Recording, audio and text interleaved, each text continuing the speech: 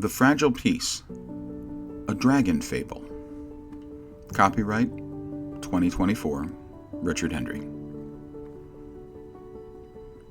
Chapter 1. The old teller moved slowly around the young ones as they gathered by the fire. It was the 12th night of the new sun, and a time when they celebrated their home, and the oldest would tell the young ones the tale. Tull, the elder, made a noise as he sat on the ground in the center of the young ones, making them laugh slightly at him. The old one looked at them, and then he laughed too. "You are young, but by the grace of the pair, may you all live long enough to make sounds as you sit on the hard earth." The young ones became very quiet. Tull leaned into the flickering light of the fire, his face taking on a red glow that made them let out a small sound of wonderment. And then Tull began to tell the fable. It was long ago, a primitive time when dragon and man lived in what was called the Fragile Peace. But that peace came at a price. Man and dragon had fought and killed each other over the long haul of time, and when at the last, in their wisdom, they came upon a solution to the problem, they would strike a peace. They would live separate from each other, and neither would ever see or hunt the other again. And so it was for many suns. One day in this time, two young dragons were playing in the tall lemongrass by the glimmering lake of shade, near the boundary between man and dragon, a place called Land's End, a place that they should not be. These two, Tomtu and Borid, were adventurous and always wanted to see where the dragon's land ended. It was forbidden for all dragons except for the one they called Keeper. It was his job to go to Land's End, but why he did this was not known to anyone but the Keeper. This day the sun hung low, giving off great warmth and light as the boys played, running a few steps, flying a few steps with their small and undeveloped wings. And even though each of them knew they were getting close to Land's End, they did not say anything. They kept moving on in that direction, as if they pretended it was an accident, then it would be one. Suddenly, Tomtu stopped. He heard a sound he had never heard before. "Listen," he said to Borid. "Do you hear that?" Borid strained his head, turning it sideways to hear better, and then he heard it too. "It sounds like crying," Borid said, and with that, the boys moved in the direction of the sound. As they drew near to the sound, the tall trees and high grass gave way to a clearing. It was unlike anything the boys had seen before. It was as if the rocks had all moved to form a circle around one flat rock, and on that rock there was something else they had only been told about. On that flat rock was a small man-boy, and he was crying. Quickly, the boys thought that the man-boy must be lost. Borid looked at Tomtu. "What do we do?" he asked. Tomtu looked at the little boy. He felt sorry for it, but he was also very scared. He knew that they should never be together, that man and dragon had what the elders called the Fragile Peace, one that would only last if both followed the rules. Borid moved close to the man-boy. He tried to move his large green and black body slowly so he did not scare him. Tomtu called out to his friend, "Borid, stop! Don't touch him! We must leave. We cannot break the peace." But Borid was over him now, and the man-boy's eyes were wide, looking at him, and in that moment, the man-boy stopped crying. Borid smiled at him. He seemed so small and helpless, so scared and alone. "What is your name, boy?" Borid asked him. The little boy laughed and looked up at him. "I am called Finn," he said with a small voice that made Borid smile wide, showing his teeth to the boy. "Please don't eat me," the boy said in fear. Borid closed his mouth quickly. "Why would I do that?" he asked the boy. "Because," the boy said, "that's what dragons do, don't they?" Tomtu was standing next to the two now. Borad, we must go from here. We will be in trouble. Then turning to the boy, Tomtu said, Boy, do you know your way home? The boy looked sad again. I was brought here and left here. I do not know where I am. Borad's heart sank. He looked at his friend. We are taught to help others. If you were lost, you would want help, wouldn't you? Yes, Tomtu said, but I'm a dragon and he's a, human. What about the peace? He said, exasperated. Well, we will help him. Isn't that a good thing? How could anyone be mad at that? We'll just go over to... Oh no, Tomtu cut off his friend. We cannot go over to their side. I'm not doing that. No way. Borad could see that Tomtu was worried, but in his heart he knew that they should help the small boy. He knew it was the right thing to do, and no good and kind dragon or man would be mad at them for that. The boy could see that they were not sure what to do. Behind them, it was getting dark. The sun was fading. You're not going to leave me here, are you? The boy asked. Borad looked at his friend. Tomtu let out a breath of defeat. Okay. We will take him back to the elders, but I'm warning you, they might be mad at us. Borad was a good dragon, and he did not want to be in trouble. But how could he not try and help someone in trouble? We will tell them that we found him in the trees, not here close to Land's End. Then Tomtu looked at the boy, and you say nothing. Just tell them you are lost and you mean us no harm. The boy smiled at him. Agreed, the boy said, holding out his hand. Borad did not know what he was doing. And then the boy touched Borad's hand. He folded his small fingers around Borad's claw, and then moved his hand up and down. What does this mean? He asked the boy. The boy smiled. It means we are friends now and friends always.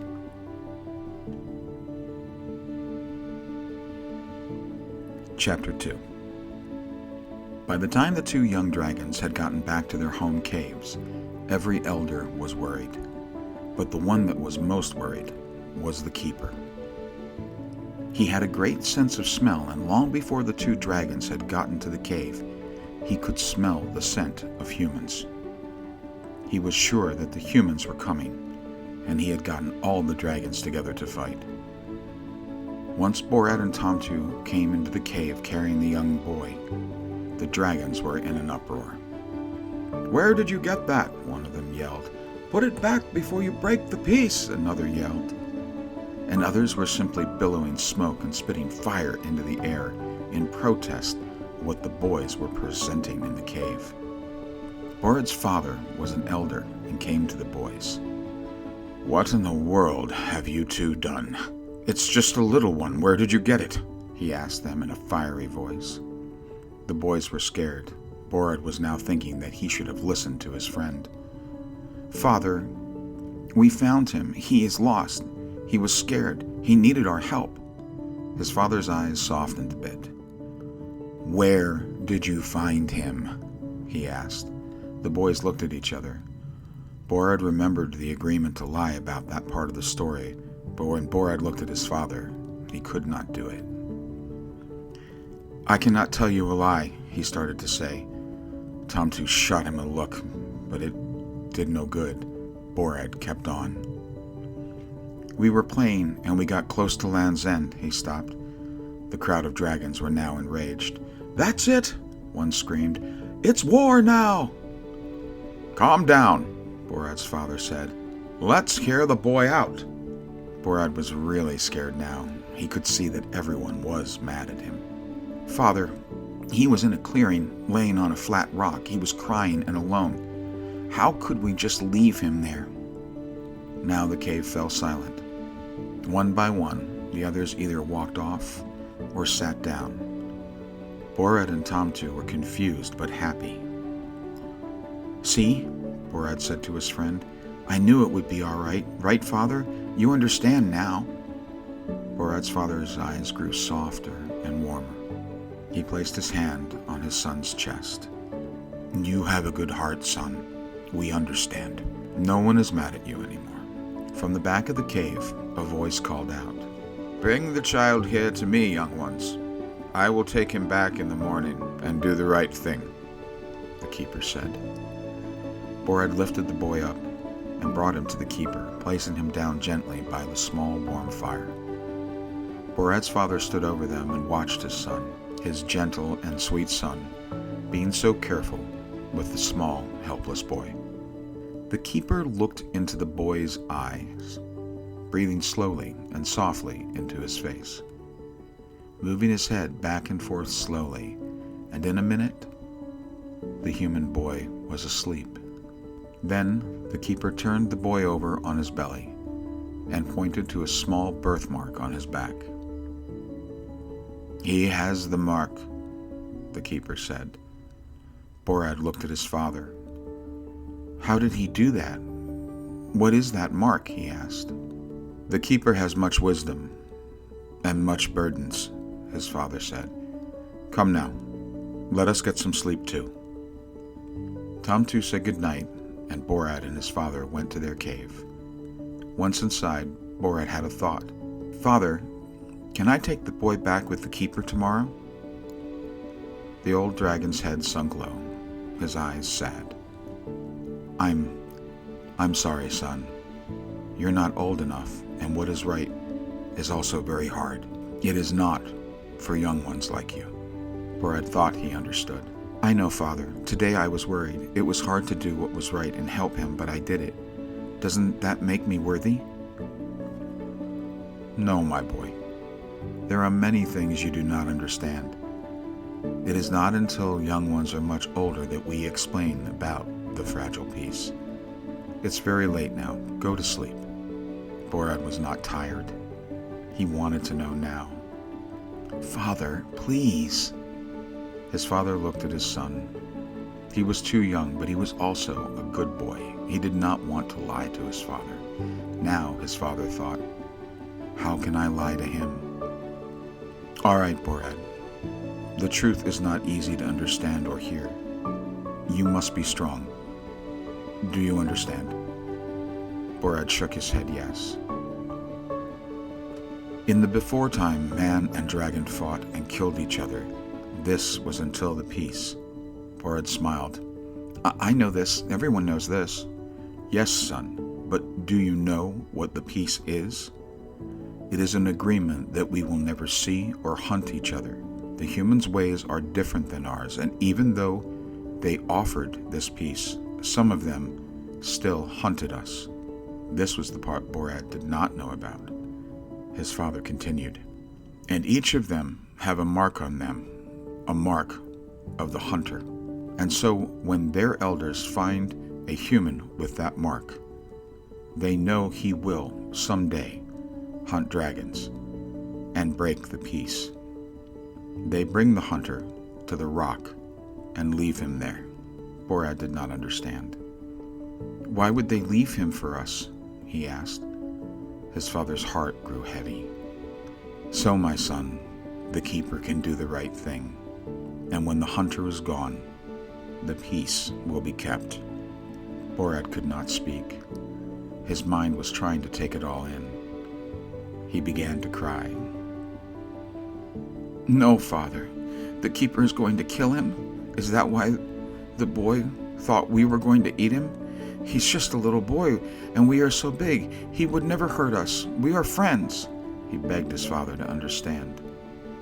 "I'm sorry, son, but small boys grow into big men, and the humans know best in this matter. They have this peace because each of us sacrifice. They offer the ones with the mark. We send them to the other world.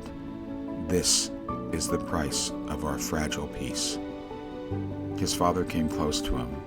As the weight of the knowledge came down on Borad, his father held him until he fell asleep. As he watched his son dreaming, he thought that his son was a boy no more. Now he was burdened, like all that came before him. And in the dark, he wept for his son's innocence. As the first light came into the cave, Borad's father rose from his sleep and made his way to wake his son. He had thought it would be a kindness to let Borad say goodbye to the man-boy.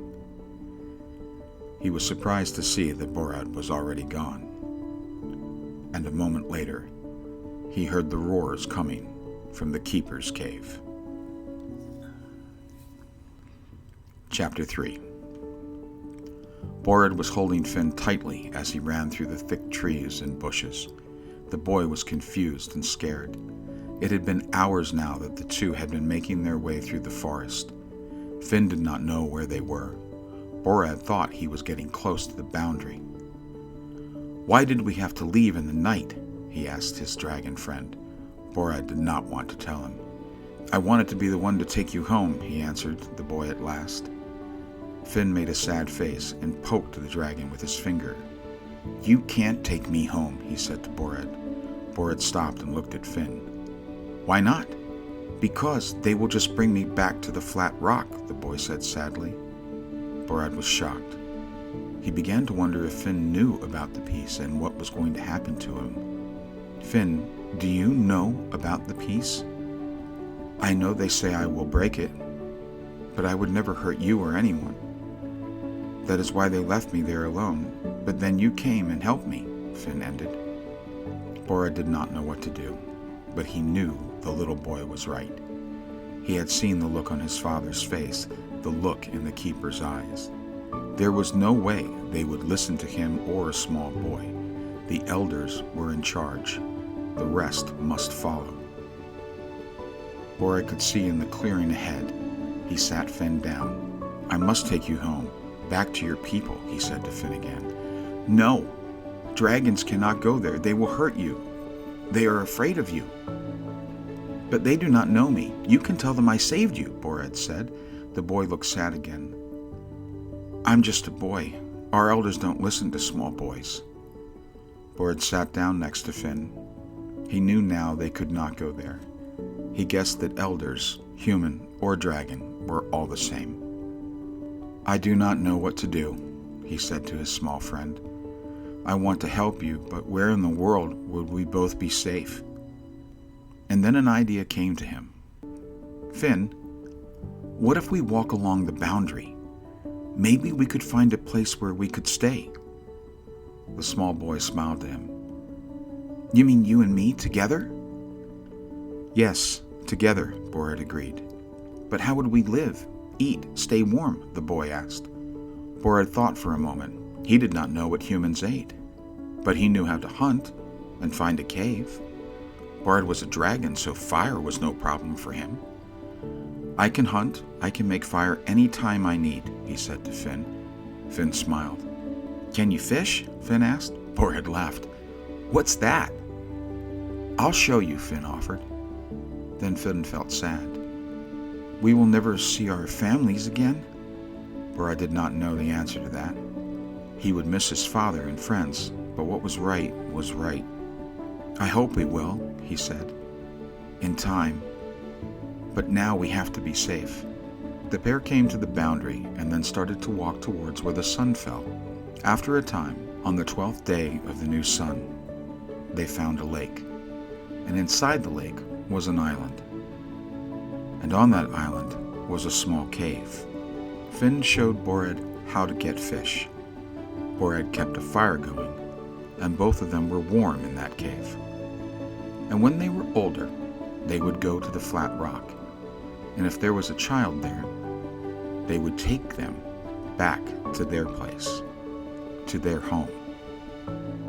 In time, Tom too came looking for his friend, and then, after he went home, he returned with his mate and stayed on the island. Time passed and kept passing. The pair saved child after child. The story spread of a place where humans and dragons lived together and helped one another, and from time to time, others would join them there. Eggs were laid, babies were born, and that island became this home. Tull was tired now. His old body needed rest. He looked at these young faces, both dragon and human, and behind them lay hundreds of families. A young one raised his hand. "Elder, whatever happened to the rest of them and their peace?" Tull thought about his answer for a while. Like his father before him, Tull did not want to lie to anyone. Many of them, both human and dragon, are still out there, still believing they were right, that their way is the only way. We live here and hope for them. We stay strong and devoted to our peace, our gentle peace, in the hopes that one day they will see there was always another way for all of us. Each of the young ones bowed their heads as they had been shown, and Tull spoke the words. We remember you, the pair, the ones that delivered us all from a dark time. And we honor you by remembering that we all can live in peace and live together. Then in turn, each of them reached out for the other with their hands out, small fingers wrapping around small claws. And they repeated the words, friends now, friends always. You've been listening to The Fragile Peace, a Dragon Fable, from the book, The Fabulation Collection by Richard Henry. Copyright 2024.